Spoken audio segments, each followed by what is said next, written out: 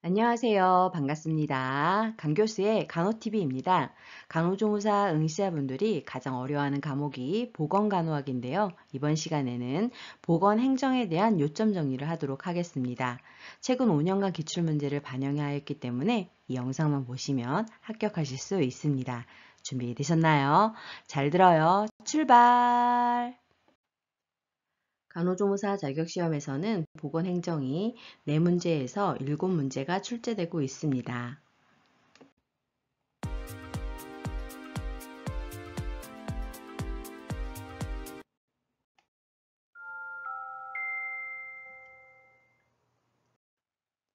첫 번째로 보건지표에 대해서 알아보도록 하겠습니다. 그 중에서 출산지표 종류별로 그 특징과 공식에 대해서 알아보도록 하겠습니다. 조출생률은 연간 총 출생아 수를 연항인구 1000명당 나타낸 것으로 인구 재생산의 주요 지표로 사용이 되고 있습니다.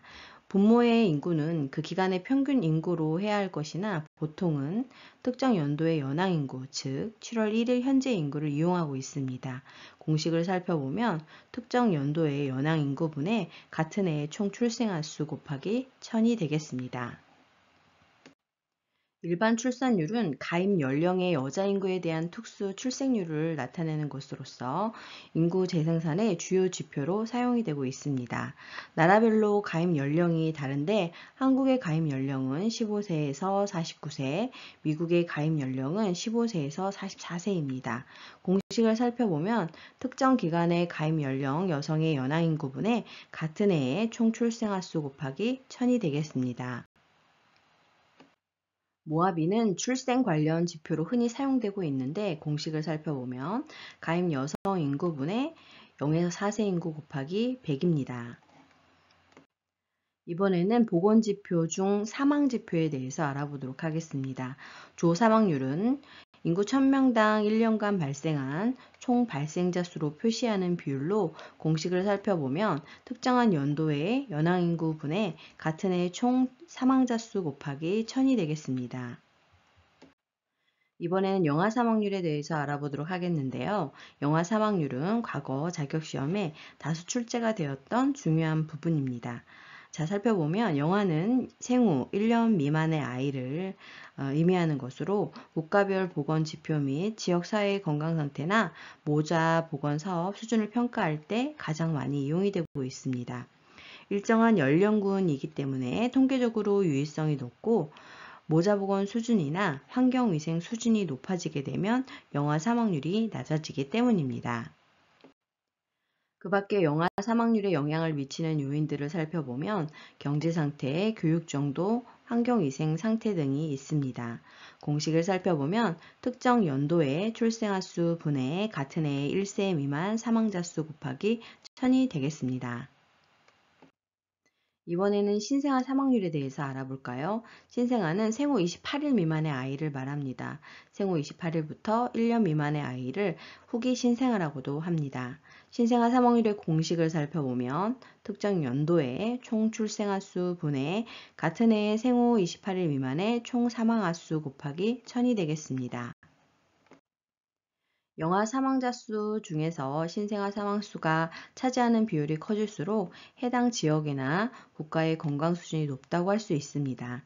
이는 알파 인덱스로 나타나게 되는데 1에 가까워질수록 건강 수준은 높음을 의미하게 됩니다. 공식을 살펴보면 신생아 사망수 분의 영아 사망수가 되겠습니다. 자, 그럼 인구 재생산의 주요 지표에는 어떤 것들이 있을까요? 조출생률, 출산율, 재생산율이 있습니다. 또한 지역사회 인구 특성 파악 시 필요한 자료들이 있게 되는데 첫 번째로 조출생률, 두 번째로 조사망률, 세 번째로 영아사망률, 네 번째로 모아비율이 있습니다.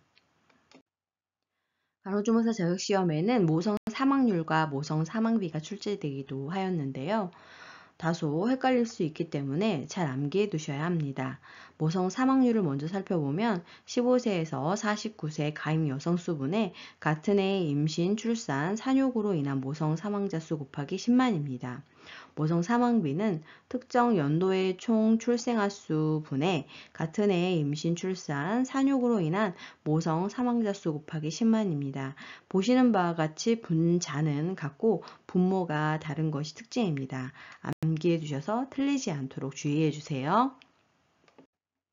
다음은 비례 사망지수입니다. 1년 동안의 총 사망자 수 분의 같은 해에 일어난 50세 이상 사망자 수 곱하기 100을 의미합니다. 이번에는 보건지표 중에서 질병 관련 지표에 대해서 알아보도록 하겠습니다. 먼저 발생률을 알아볼까요? 어떤 시점에서 새로이 나타난 질병이나 상해수에 대한 비율입니다. 집단에는 이미 관찰 대상인 사건이 발생하여 다시 발생할 가능성이 없는 사람은 제외시켜야 하는 것입니다. 공식을 살펴보면 건강한 전체 인구수 분의 일정 기간에 특정 질병에 걸린 수 곱하기 1000이 되겠습니다. 이번에는 유병률입니다. 유병률은 전체 지역사회 주민 중 특정 질병이나 건강 문제에 이완되어 있는 사람이 얼마나 있는지를 비율로 나타낸 것인데요. 유병률은 이미 질병에 이완되어 앓고 있는 사람, 즉 과거에 발병한 사람은 모두 포함하게 되기 때문에 질병의 발생률과 유병기간에 의해 영향을 받게 됩니다. 공식을 살펴보면 전체 인구수 분의 현재 특정 건강 문제를 갖고 있는 사람의 수 곱하기 1000이 되겠습니다. 발생률과 유병률의 관계에 대해서 살펴보도록 하겠습니다. 발생률이 큰 질병일수록 이양기간이 긴 질병일수록 유병률이 증가하게 됩니다. 유병률이 높은 질병을 무조건 심각한 질병으로 규정짓기 전에 발생률과 이양기간을 평가해야 합니다. 유병률이 낮은 질병은 발생률이 낮고 치명률이 높은 질환이거나 빨리 치유되는 질병이라고 할 수 있습니다. 그리고 유병률은 측정 시기에 따라서 시점 유병률과 기간 유병률로 분류할 수 있습니다. 그래서 다시 한번 발생률과 유병률의 공식을 살펴보면 발생률은 건강한 전체 인구수 분의 일정 기간의 특정 질병에 걸린 수 곱하기 1000, 유병률은 전체 인구수 분의 현재 특정 건강 문제를 갖고 있는 사람의 수 곱하기 1000이 되겠습니다. 다음으로는 보건행정조직에 대해서 알아보도록 하겠습니다. 먼저 중앙보건조직에 대해서 알아보도록 하겠는데요. 이 부분은 최근 자격시험에도 다수 출제가 되었고 과거 자격시험에서도 많이 출제가 되었던 부분입니다. 중앙보건조직에는 보건복지부가 있는데요. 보건복지부의 그 역할을 살펴보면 국민의 건강과 보건, 복지, 사회보장 등 삶의 질 제고를 위한 정책 및 생활보호, 자활지원, 사회보장, 아동, 노인, 장애인, 보건위생, 그리고 의정 및 약정에 관한 사무를 관장하게 됩니다. 그 밖에도 방역위생 등을 실시하고 국민의 건강과 복지 수준 향상에 관한 정책 수행 주무부처로서 전 국민을 대상으로 한 사회통합적 역할을 담당하는 부서라고 할 수 있겠습니다. 우리나라의 보건조직은 중앙 단위에서는 행정안전부와 대등한 부서로 되어 있지만 시도 단위부터는 행정안전부에 속해서 내무 행정 속에서 공공보건에 대한 기술 지도 및 감독권만 보건복지부에서 관장하는 이원화가 되어 있는 상태입니다. 그 밖에 보건복지부 소속 기관은 다음과 같으며 관련 기관도 다음과 같습니다.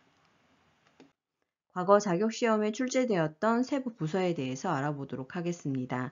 보건의료정책과는 보건의료 정책에 관한 종합계획을 담당하고 있고 간호정책과는 간호조무사의 보수교육을 담당하게 됩니다.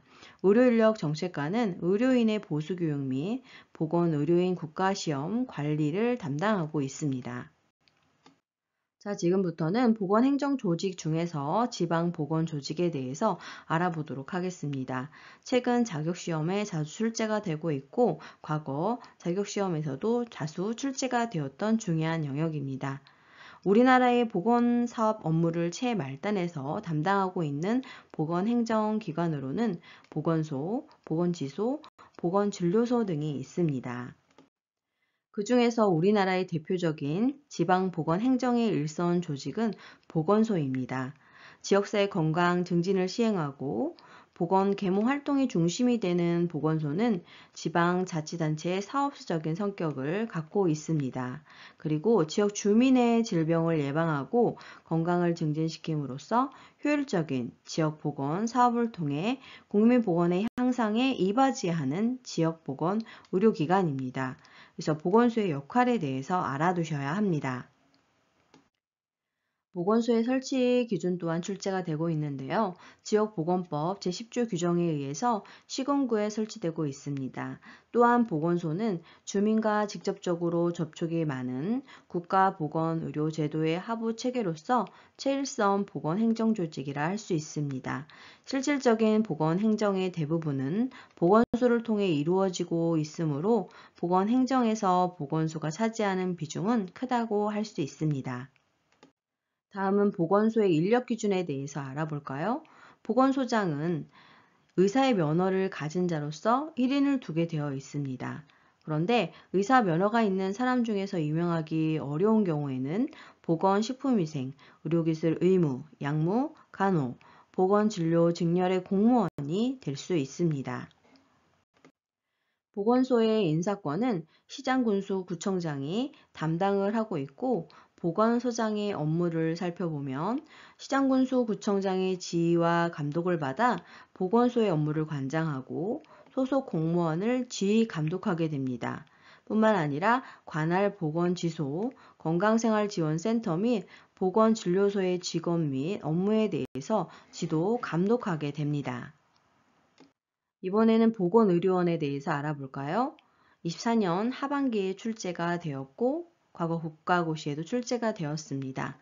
농촌 지역의 의료 서비스 격차를 줄이기 위해서 보건소의 진료 기능을 강화하는 병원과 보건소를 의미하게 되는데요. 그 역할은 보건소의 방역, 예방 사업에 덧붙여 진료 각과를 두고 30병상 규모의 진료를 제공하는 기관입니다. 다음은 보건지소입니다.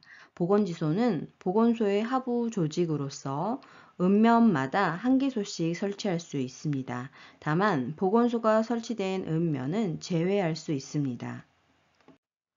이번에는 보건진료소에 대해서 알아보도록 하겠습니다. 보건진료소는 지방보건조직 중에서 최근과 과거 자격시험에 자주 출제가 되고 있는 중요한 영역입니다.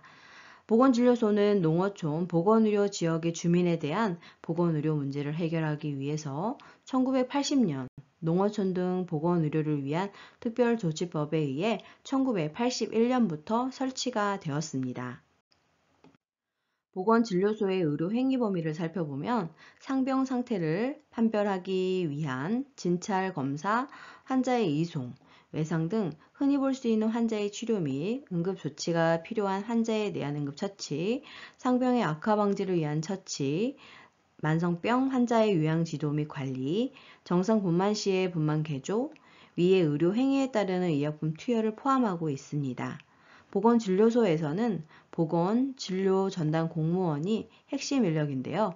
벽 5지 지역사회 간호에서 중추적인 역할을 하는 보건의료 인력입니다. 예로 간호사나 간호조무사가 특정 기관의 교육과정을 이수한 후 자격을 취득할 수 있습니다. 다음은 지역 보건의료 계획에 대해서 알아보도록 하겠습니다. 수립 배경은 지역의 실정에 맞는 지역 보건의료 계획을 수립해서 지역 주민의 보건의료 서비스질을 향상시키고 궁극적으로 지역 주민 건강 향상에 기여하고자 합니다.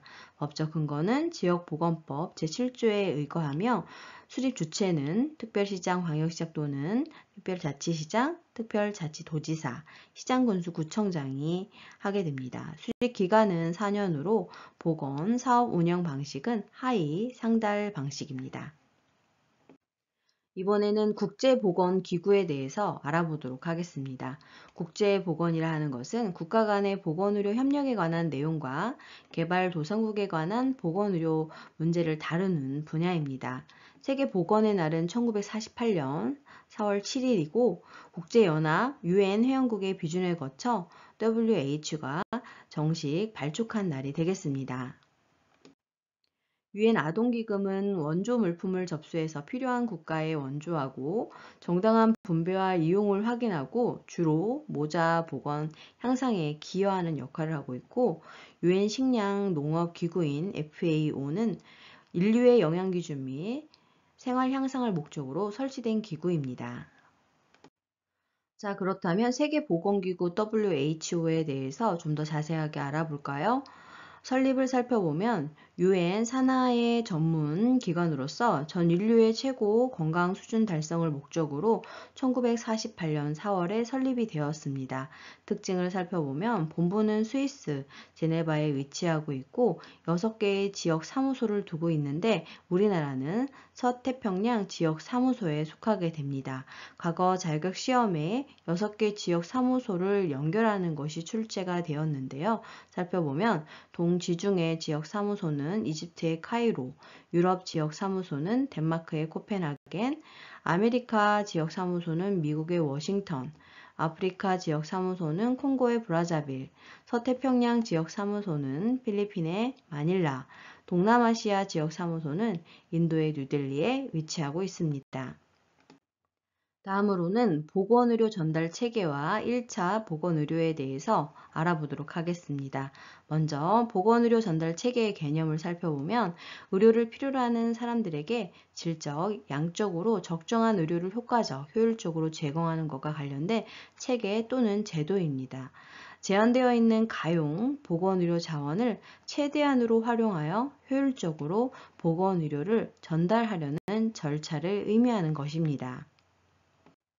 세계적인 보건의료 전달 체계의 대도 배경을 살펴보면 의료기술의 향상과 의료비의 급증, 제3자 지불 제도의 도입의 확산, 제한된 의료 자원의 효율적 제고, 의료 인력의 전문화 및 고급화 추세, 의료 시설과 인력의 불균형적 분포 때문이라고 할 수 있습니다. 자, 그렇다면 보건의료 전달 체계의 조건을 살펴볼까요? 보건의료 수요자에게 적절한 의료를 효과적으로 제공해야 하고 지역별로 병의원이 골고루 있어야 시행이 가능합니다. 질병의 심각성에 따라 적합한 의료기관 이용이 가능해야 하며 보건의료기관의 설비, 자원을 최대한 효율적으로 이용할 수 있어야 합니다. 그리고 건강은 국민의 기본 권리라는 의식을 갖고 있어야 하겠습니다. 자, 그러면 보건의료 전달 체계 유형에 대해서 알아볼까요? 첫 번째로 자유방위명입니다. 자유방위명의 형태를 취하고 있는 나라는 한국, 미국, 일본입니다. 장점을 살펴보면 정부의 통제나 간섭을 가급적 국소로 하는 원칙하에 보건의료를 자유기업 정신에 따라 선택의 자유를 부여하게 됩니다. 의료의 질적 수준이 높고 의료인의 재량권을 부여하고 있습니다. 단점은 재량권이 부여되다 보니 의료비가 상승되고 의료 자원의 비효율적 활용이 이루어질 수 있으며 과잉 진료가 이루어질 수 있습니다. 두 번째는 사회보장형입니다. 영국, 캐나다, 뉴질랜드 등이 선택한 방법으로서 장점은 형평성이 높습니다. 기회가 모든 국민에게 균등하게 제공이 되고 있고 자원의 효율적 활용이 가능합니다. 단점은 관료적이고 의료의 질적 하락이 있을 수 있습니다. 세 번째는 사회주의형으로 공산주의 국가들이 취하는 형태입니다. 장점은 의료조직 자체가 조직적, 체계적이고 의료 자원의 분포 및 배치가 가장 효율적입니다. 모든 국민에게 무료로 의료를 제공하고 있습니다. 단점은 관료 체계로 인한 경직성, 보건의료 전문가의 인센티브 제공 결여로 인해서 의료 서비스 수준 및 내용이 빈약할 수 있는 것이 특징입니다. 자, 그러면 우리나라의 보건의료 전달 체계를 살펴볼까요? 1차 진료 단계인 1차 의료기관은 질병이 발생하여 진료를 받을 때 제일 먼저 접하게 되는 곳으로 전체 질병의 약 70에서 80%를 처리하고 있습니다. 그 예는 의원, 보건소, 보건지소, 보건진료소 등에 해당됩니다. 2차 진료 단계인 2차 의료기관은 해당과 전문의가 진료하는 곳으로 병원급이 해당되겠습니다. 3차 진료 단계는 3차 의료기관으로서 분화된 전문의의 서비스를 받는 곳으로 대학병원이나 종합병원 등에 해당됩니다. 특수진료병원은 특수치료나 질환을 위한 진료를 하는 곳으로 감염병원, 정신병원, 산업재해, 특수방사선 치료병원 등이 해당됩니다. 이번에는 의료 전달 체계의 구성 요소에 대해서 알아보도록 하겠습니다. 이 부분은 최근 간호조무사 자격시험에 매번 빠지지 않고 출제가 되고 있는 중요한 영역입니다.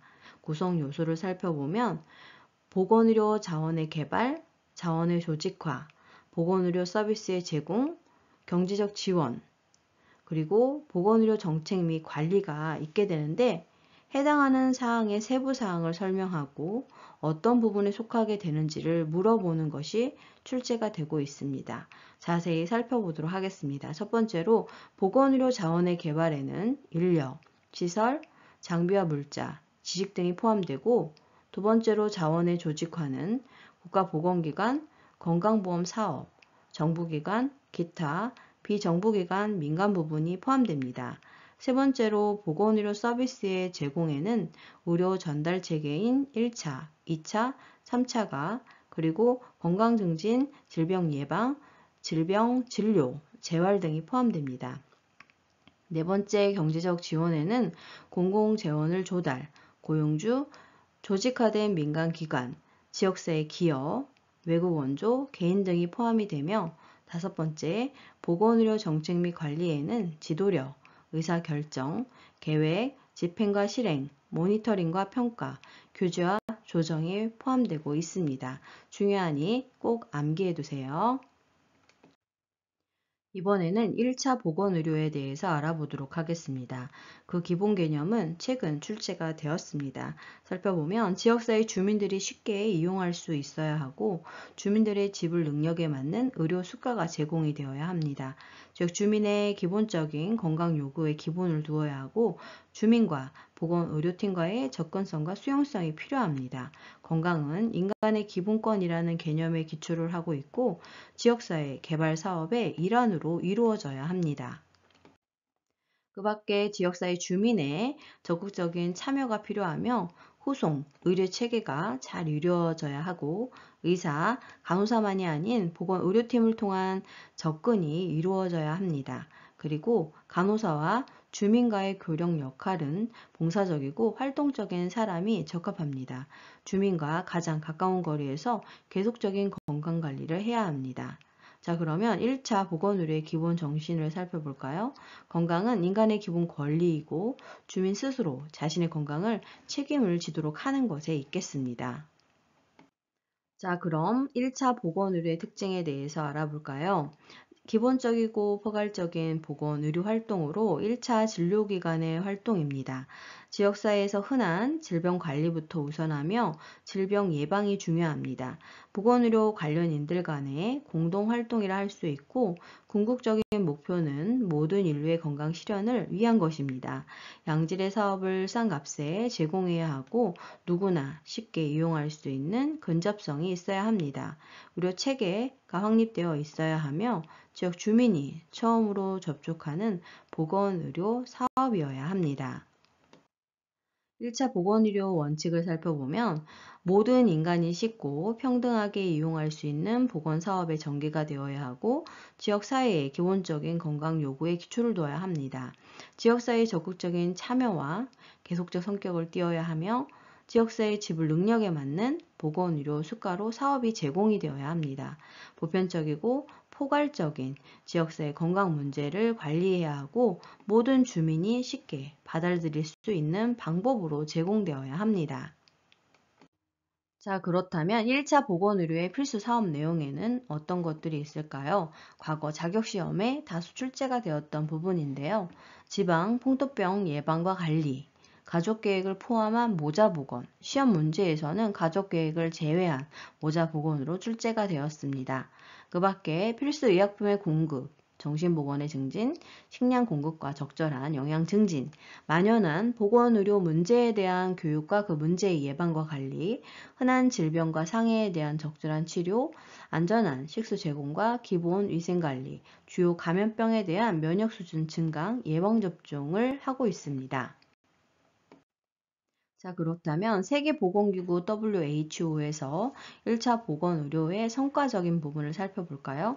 1978년 9월 구소련 알마타에서 개최된 국제회의에서 내세운 2000년까지 전 인류를 건강하게란 슬로건을 달성하기 위해 기본적인 세계 전략의 적절한 하나의 접근 방법으로 제시되었다는 점에서 의미가 있다고 할 수 있겠습니다.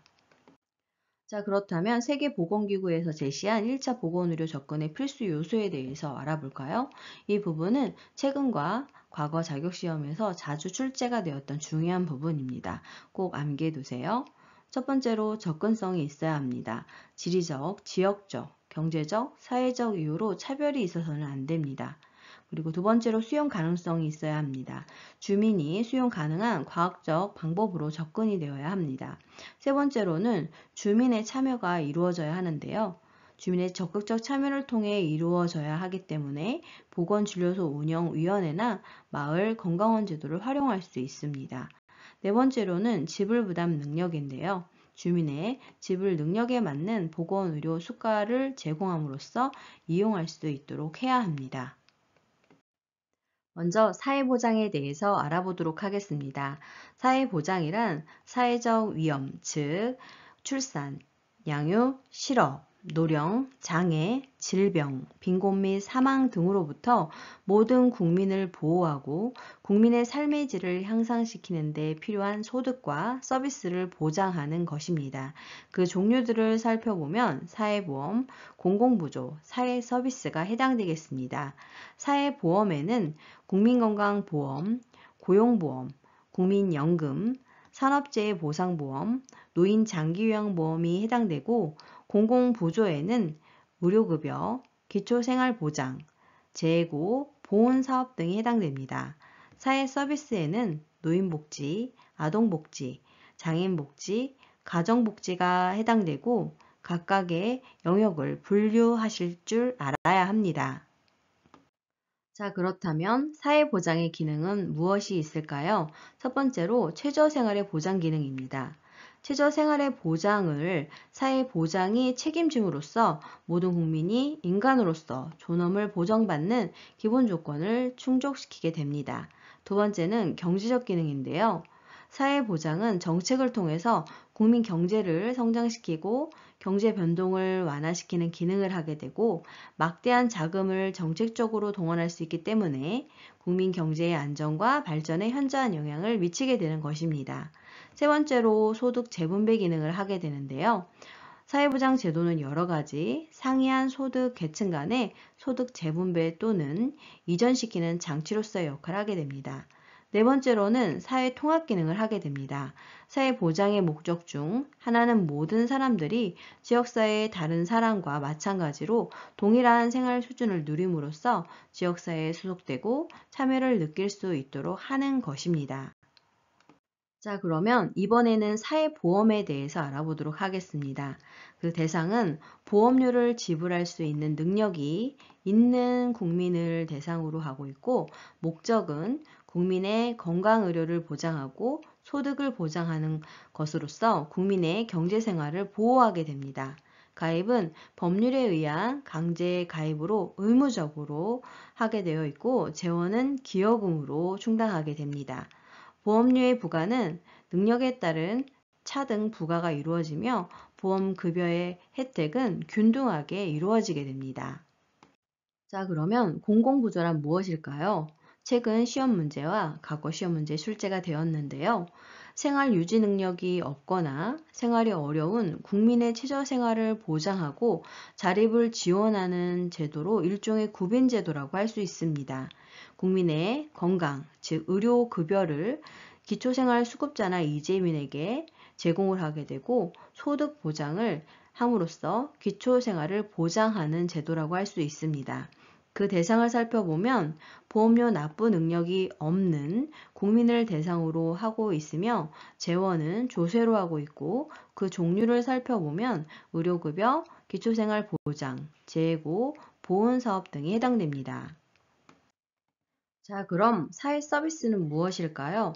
국가, 지방자치단체 및 민간 부분에 도움을 필요로 하는 모든 국민에게 복지, 보건의료, 교육, 고용, 주거, 문화환경 등의 분야에서 인간다운 생활을 보장하고 상담, 재활, 돌봄, 정보의 제공, 관련 시설의 이용, 역량 개발, 그리고 사회참여 지원 등을 통해서 국민의 삶의 질이 향상되도록 지원하는 제도입니다. 그 대상을 살펴보면 소년소녀 가장, 조손가정, 장애인, 장애아동, 노인 등 법률이 정하는 특정인이 해당되고 기능을 살펴보면 시설을 이용하거나 아동복지, 영유아복지, 노인복지, 장애인복지, 모자복지 등이 있습니다.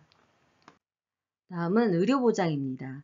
의료보장은 개인의 능력으로 해결할 수 없는 건강 문제를 사회적 연대 책임으로 해결하여 사회 구성원 누구나 건강한 삶을 향유할 수 있도록 하는데 궁극적인 목적을 갖추고 있습니다.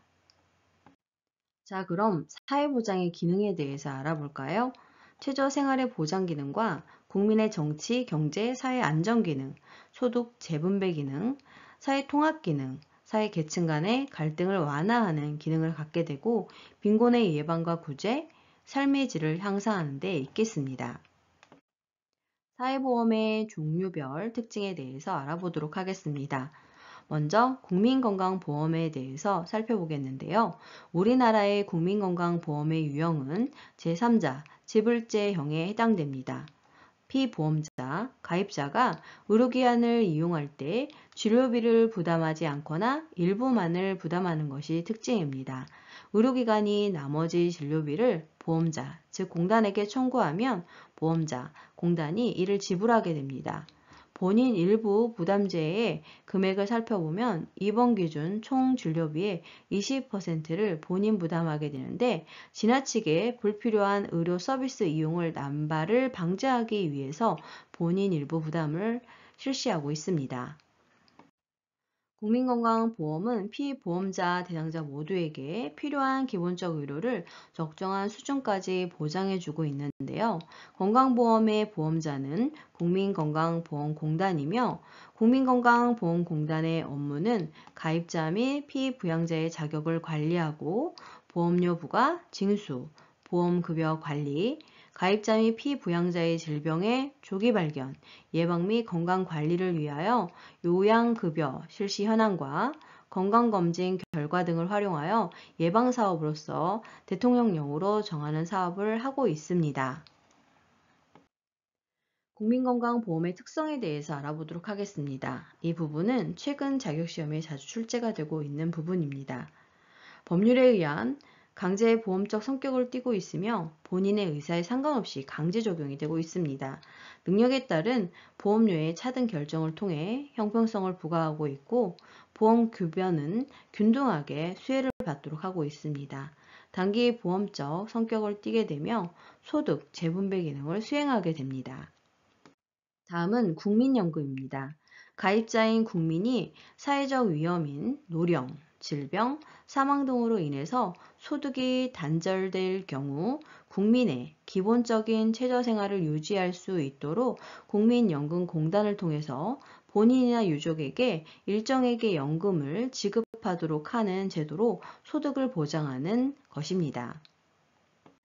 이번에는 산업재해보상보험에 대해서 알아보도록 하겠습니다. 사업장에 고용되어 근무하던 근로자가 업무상의 산업재해로 부상 및 질병, 신체 장애나 사망 시 재근로자 가족이 근로복지공단을 통해 보상받을 수 있도록 하는 제도입니다. 건강의료보장과 소득보장 둘 다 가능하게 되며 근로자 1인 이상 고용하는 모든 사업장은 산재보험 당연 적용 사업장이라고 할 수 있습니다. 다음은 고용보험입니다. 고용보험은 실업 예방과 고용 촉진 및 근로자의 직무 능력 개발과 향상을 꾀하고 국가의 직업 지도와 직업 소개 기능을 강화하여 근로자가 실업한 경우에 생활에 필요한 급여를 실시하는 제도입니다. 근로자 1인 이상 고용하는 모든 사업도는 사업장의 사업주는 고용보험 당연가입 대상이 되겠습니다. 사회보험 중 마지막 노인 장기요양보험에 대해서 알아보도록 하겠습니다. 이 부분은 최근 그리고 과거에도 자격시험에 자주 출제가 되었던 중요한 부분입니다. 전체적으로 잘 알아두세요. 목적을 살펴보면 고령이나 노인성 질병 등의 사유로 일상생활을 혼자서 수행하기 어려운 노인에게 필요한 요양 서비스, 목욕, 식사, 조리, 세탁, 간호 등을 제공하는 제도입니다. 보험자는 국민건강보험공단이며 가입자는 건강보험 가입자와 동일하며 보험료 납부가 가능한 대상자가 되겠습니다. 그리고 그 대상자는 65세 이상 또는 65세 미만으로서 노인성 질병을 가진 자가 혼자 일상생활을 수행하기 어려울 때 대상자로 판정받게 됩니다. 그래서 장기요양급여의 대상의 예를 살펴보면 결핵으로 신체활동이 어려운 70세는 해당이 되고 결핵으로 신체활동이 어려운 60세는 해당되지 않습니다. 65세 미만일 경우 노인성 질병을 갖고 있어야 하기 때문입니다. 세 번째로 혈관성 치매로 신체활동이 어려운 40세는 65세 미만이지만 노인성 질병을 갖고 있기 때문에 대상자에 해당되겠습니다. 자, 그렇다면 노인장기 요양보험 신청 및 판정 절차에 대해서 알아볼까요? 장기요양 인정 신청은 국민건강보험공단에 신청을 해야 합니다. 그러면 인정조사, 방문조사를 하게 되는데 공단 소속 직원인 사회복지사나 간호사 등이 조사 실시하게 됩니다. 등급판정은 등급판정위원회가 신청서를 제출한 날로부터 30일 이내에 등급판정을 해야 합니다. 판정 결과는 장기요양 등급 1등급에서 장기요양 인지지원 등급에까지 점수에 따라 차등 부여하게 되며 등급에 따라 급여 차이가 있게 됩니다. 그리고 판정 결과 통보는 장기요양 인정서, 개인별 장기요양 이용 계획서를 수령하게 되며 장기요양 인정 유효기간은 2년입니다. 자, 그럼 노인 장기요양 보험 제도의 종류에 대해서 알아보도록 하겠습니다. 종류에는 재가급여와 시설급여로 나누어지는데 먼저 재가급여에 대해서 알아보도록 하겠습니다. 이 부분도 최근 시험 문제에 자주 출제가 되고 있습니다. 재가급여는 가정에서 생활을 하면서 신체활동 및 심신기능의 유지 향상을 위한 교육 훈련 등을 제공받게 되는 것을 의미합니다. 그 종류에는 방문 요양이 있게 되는데 신체 활동, 목욕 배번 및 가사 활동, 치사, 청소 등이 이용 서비스를 받을 수 있습니다. 방문 목욕은 장기 요양 요원이 목욕 설비를 갖춘 장비를 이용해서 수급자의 가정을 방문하여 목욕을 제공하는 장기 요양 급여입니다. 방문 간호는 장기 요양 요원인 간호사 등이 의사의 방문 간호 지시서에 따라서 간호, 진료 보조, 요양에 관한 상담, 구강위생 등을 제공하게 됩니다.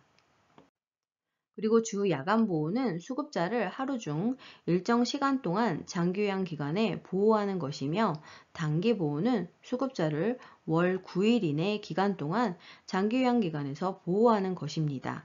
기타 재가급여인 복지용구는 수급자의 일상생활 또는 신체활동 지원에 필요한 용구 제공이나 대여 등을 하는 것입니다. 그럼 방문간호의 재가급여 업무를 하는 장기요양요원의 자격에는 어떤 사람들이 있을까요? 이 부분은 과거 국가고시에 출제가 되었습니다. 간호사로서 2년 이상의 간호 업무 경력이 있는 자, 간호조무사로서 3년 이상의 간호보조 업무 경력이 있고, 보건복지부 장관이 지정한 교육기관에서 소정의 교육을 이수한 자입니다. 그리고 마지막으로 치과위생사가 할 수 있습니다. 자, 그럼 재가급여의 장단점에 대해서 알아볼까요? 장점은 집에서 평소 생활하던 친숙한 환경에서 지낼 수 있고 사생활이 존중되고 개인 중심의 생활이 가능하다는 것입니다. 단점은 의료, 간호, 요양 서비스가 단편적으로 진행되기 쉽고 긴급한 상황에 대한 신속한 대응이 어렵습니다. 이번에는 시설급여에 대해서 알아볼까요? 치매, 중풍 등 노인성 질환 등으로 심신에 상당한 장애가 발생하여 도움을 필요로 하는 노인이 노인의료시설, 노인요양시설, 노인요양 공동생활가정 등에 장기간 입소하여 신체 활동 지원 및 심신기능 유지, 향상을 위한 교육훈련 등을 제공받는 것입니다. 자, 그럼 시설급여의 종류에 대해서 알아볼까요? 노인 요양시설은 치매, 중풍 등 노인성 질환으로 심신의 장애가 발생하여 도움을 필요로 하는 노인을 입소시켜 급식, 요양, 그 밖에 일상생활에 필요한 편의를 제공하는 시설입니다. 입소 정원은 10인 이상이 되겠습니다.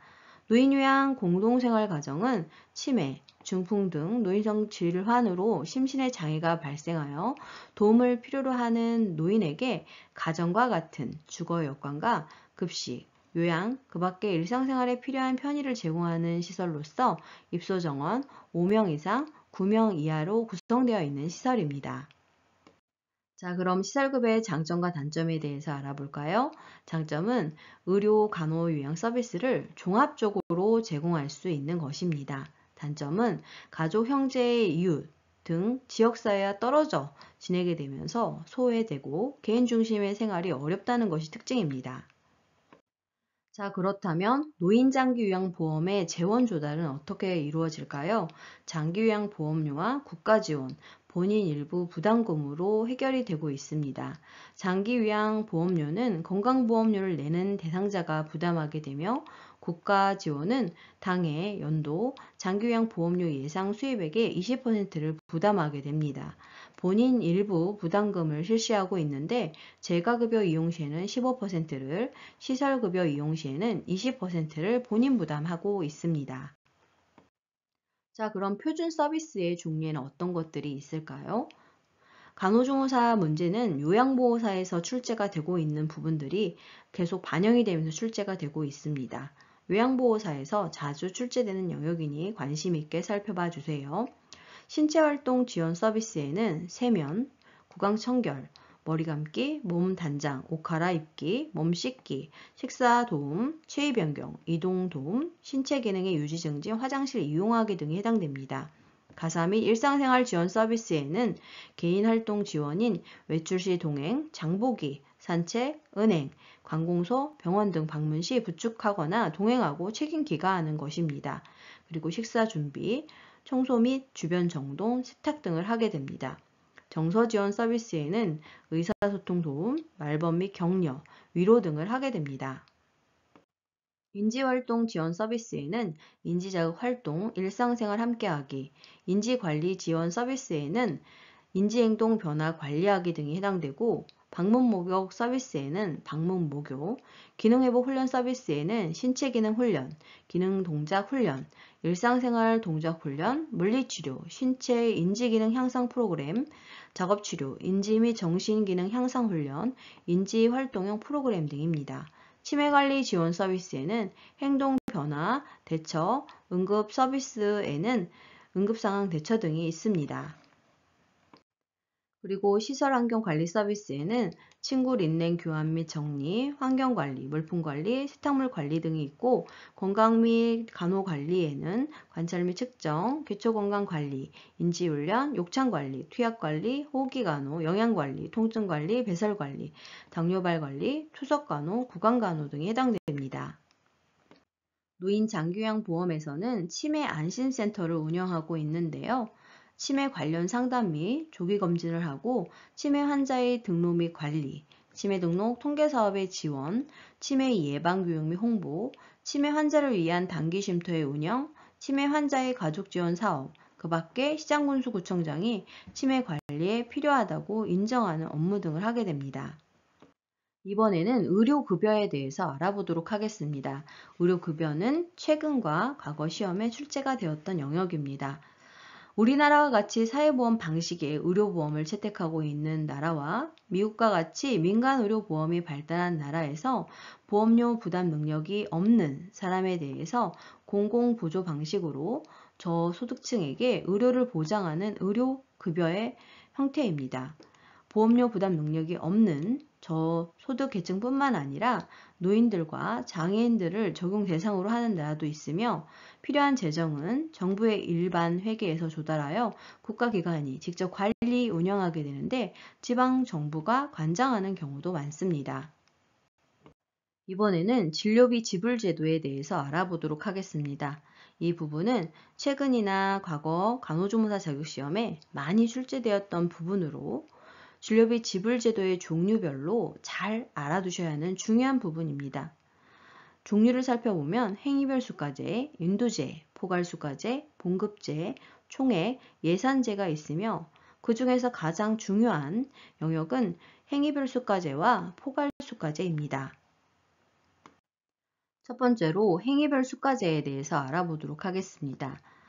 의료인이 환자를 진료할 때 진찰료, 검사비, 처치비, 약품비, 재료비 등을 각각 따로 가격을 매긴 뒤 합산하여 진료비를 사후에 청구하는 제도입니다. 양질의 의료 서비스를 받을 수 있으나 진료 서비스 행위 하나하나에 대해서 가격을 책정하여 서비스의 내용이 많아지게 되면 진료비 액수가 높아지는 제도입니다. 다음은 인두제입니다. 주로 1차 진료 의사들의 진료비 지불에 적용을 하게 되는데 매년 초 주민들로 하여금 자기의 단골 의사를 정하게 하고 병이 나면 반드시 단골 의사를 찾도록 하는 것입니다. 의사에 대한 보수는 등록된 사람 1인당 정액으로 하기 때문에 등록자의 수가 많을수록 의사의 보수는 높아지게 됩니다. 다음은 포괄수가제입니다. 포괄수가제는 한 가지의 치료 행위가 기준이 아니고 환자가 어떤 질병의 진료를 위해서 입원했는가에 따라 질병군별로 미리 책정된 일정액의 진료비를 지급하는 제도입니다. 우리나라의 적용 질환을 살펴보면 백내장 수술, 수정치 수술, 항문 수술, 치해, 편도 수술 및 아데노이드 수술, 탈장 수술, 맹장 수술, 충수 절제술, 자궁 및 자궁 부속기 수술, 악성 종양은 제외하고 제왕절개, 분만 등 7개 질병군에 실시가 되고 있는 것이 포괄수가제입니다. 다음은 봉급제입니다. 사회주의 국가나 영국과 같은 국영 의료 체계의 병역금 의료기관의 근무의에게 주로 적용되는 방식으로 농어촌 등 벽오지에 거주하는 국민이라도 쉽게 필요할 때 의료 서비스를 제공받을 수 있으나 진료 수준이 낮은 것이 특징입니다. 과도한 의료를 배제하고 국민 의료비를 절감할 수 있는 효과를 가져오는데 경력과 직책에 따라 지급액이 달라지고 체계적으로 관리가 가능합니다. 그러나 진료의 질과 효율성을 올리는 데 열의가 적고 의사들이 환자 진료보다는 승진과 보수에 초점을 두는 경향이 많습니다. 마지막으로 총액 예산제, 총액 계약제에 대해서 알아보도록 하겠습니다. 지불자 측과 진료자 측이 진료보수 총액을 정하여 예산을 체결하고 그 예산 총액 범위 내에서 진료를 하고 지불자는 진료비의 구애를 받지 않고 의료 서비스를 이용하는 제도인데요. 과잉진료 억제 및 의료비 절감 장점이 있지만 첨단 의료기술 도입, 동기를 상실함과 진료비 교섭에 따른 의료 공급에 혼란이 있을 수 있습니다. 건강보험공단이 지역별, 의료단체별로 계약을 맺어 지불 총액을 미리 정한 뒤에 예산 총액 범위 내에서 의사와 약사에게 의료비와 약제비를 지불하는 제도로서 의료계에서는 이를 반대하고 있는 것이 특징입니다. 자, 마지막으로 국민 의료비의 상승 원인에 대해서 알아보도록 하겠습니다. 이 부분은 과거 자격시험에 출제가 되었는데요. 첫 번째로 노인 인구가 증가하고 노인 질병이 만성질환이 특히 증가하고 있기 때문입니다. 도로 및 교통시설 확충으로 의료기관 이용이 용이하고 의료보험 적용으로 본인 부담의 비용이 감소한 것이 특징입니다. 정기적인 여유로 사소한 질병에도 병원을 찾는 빈도가 증가하고 있고 의료 서비스의 고급화와 의료 서비스 양이 확대되고 국민의 소득 수준 향상 및 급여 범위가 확대되었기 때문입니다. 의료기술의 발달과 병원 규모의 대형화, 진료비의 보상 방법, 의료 서비스 생산에 투입되는 재료비의 가격 상승으로 인해서 국민 의료비가 상승되고 있습니다. 수고 많으셨습니다. 좋아요와 구독 꾹 알람 설정 눌러주시면 새로운 강의 동영상을 만나보실 수 있습니다. 감사합니다.